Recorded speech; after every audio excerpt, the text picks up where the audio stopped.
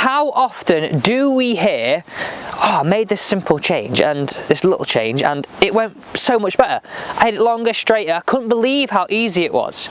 Now, we're looking today about 5 things that are literally destroying your game, but they are so easy to manage. They're so easy to fix. What are they?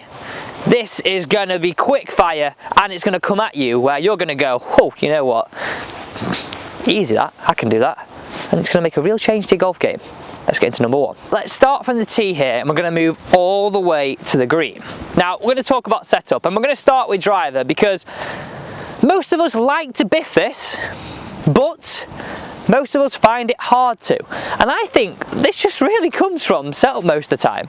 We just stand to this as if we were standing to any club in our bag, when really you think about it this way. If we're going to hit a correct bunker shot, we wouldn't stand to it like hitting a normal iron.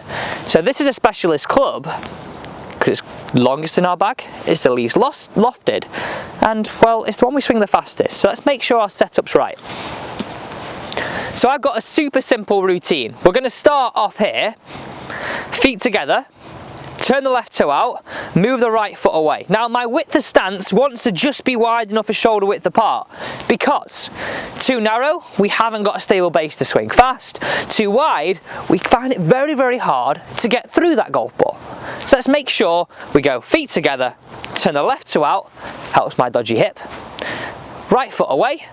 I've now got a good width of stance that allows me to be dynamic. I can push, I can move, but also it's not too narrow that it's unstable. I'm then going to take my grip, and again, this is nice and simple. Just draw some lines on your glove. Make sure you can see 2 of those lines in the fingers on both hands. Boom, bish bash bosh. What I want you now to feel is that we're going to have a real amount of tilt, okay? So what I want you to feel, if you've got your sternum, make it point to the inside of your left leg. Then nice and simply, make sure your trail arm sits behind your lead arm. Now look at this now. I can swing more into out, I can really hit it up its bum. I'm in a great scenario to do everything right. Doesn't condone a good impact here, does it? Makes it very, very hard to do what we want to do. So come down the line here, nice simple routine. We're making sure feet, hips, knees, shoulders all parallel. We're walking in. We're getting in our stance, left foot, right foot, tilt, right arm behind the left. Look how everything is now square, where if you stood here with a mishmash, it's no good for anybody. That's tip number 1. Let's hit this away. Yep.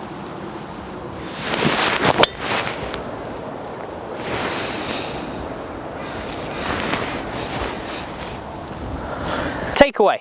This is a great one. I call it like a string feeling. If there's a piece of string on your club head attached to your left arm or left shoulder, make this feel as wide as possible. So standing there, make sure we've got as big a distance between them as possible. Gives you some good width and some good turn. Too many guys, too many ladies on the tee. No good for anybody. So number 2 is a really nice simple routine that would look very much like this. Piece of string between the club head and your left shoulder. Make it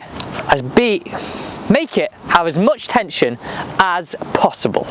Let's move on to number 3 on our list. And we have 114, that is a nasty little flag. So 114 to the flag. I want to talk about swing thoughts. Too many, not enough, should you have any, shouldn't you have any? So many questions, you even sometimes think, well, what do I even think about? Right? Now, put yourself back to when you played your best golf. You probably really didn't have anything or much going on in your head at all, right? Today felt really easy, really stress-free. Now, okay, those days come along a dime a dozen, but we have to be realistic here. We're not going to play in that purple patch all year round.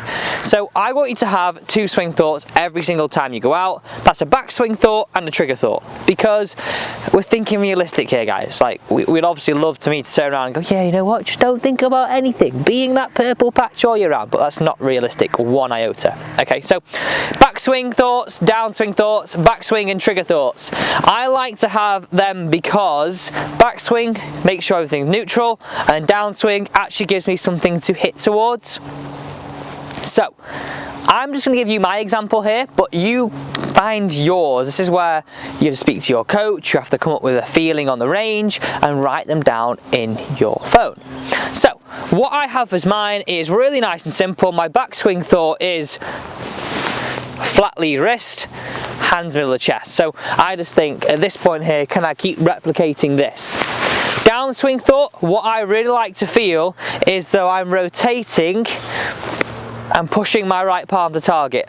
They're my 2 swing thoughts, but as I said, you find your own.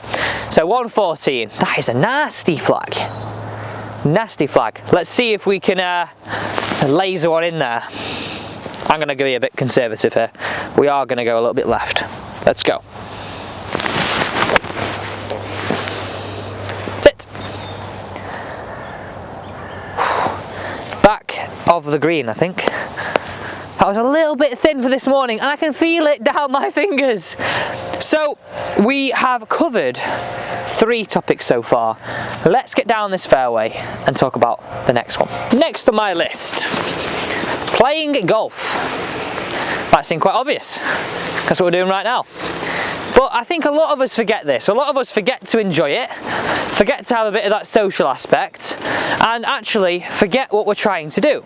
So what I want to say here is, actually think about what ball flight you're trying to hit, as opposed to making everything perfect. So what I want you to go out there on the golf course is, using your 2 swing thoughts is really important, but letting the shot dictate your swing. The example that I would use is, imagine you were up in the trees and you had to sort of punch one through the trees and get it under. That shot is dictating your swing. You're still using what I call your golfing Bible as the 2 swing thoughts, your backswing and your trigger thought, but you're allowing your shot to shape what you're trying to do. So I think about it this way, be as descriptive and imagine what shot you've got to play. Like if I was playing a flop shot, you'd be really descriptive in your mind about trying to get it high, trying to do certain things. When you're middle of the fairway and you've got real nothing sort of to aim at and no real focus point, it can become quite hard, right? Let the shot dictate your swing, but use your 2 swing thoughts, your backswing and your trigger thoughts, to bring and bind that all together. Okay? Let's now get on to the final one, putting. How many shots do we waste here? Jeez. Right, this absolutely baffles me every time, how little time as club golfers we spend on the putting, but how many shots you actually take. Half your shots are taken with this bleeding thing. It's about time we put a bit of something on it, yeah? Okay, so no matter whenever you're putting, this might sound negative, but it's not. If you went on a round and never 3-putted, how many shots would that save you? Probably 2 or 3 at least per round, right? So I want you to think of it this way. Every time you've got a putt outside of 10 feet, all you're going to be tuned in on is, can I get it inside the bin lid? I'm not talking big bin lid. I'm talking like, do you know what? We can use the dew here this morning. So let's go over here. I'm talking like this size bin lid, right? If every time you could get it inside that bin lid of sort of 3 feet, how much easier would that be? That would be stress-free. That would be actually you going out there and giving yourself the best chance never 3-putting. Looks a bit smaller from back here.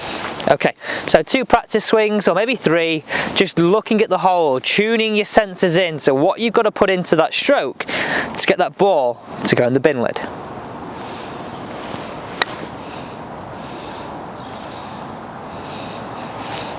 Just like that. I mean, it wasn't the best putt, wasn't the worst putt in the world, but it's made it stress-free, and you know you can walk up here nice and easily and just go,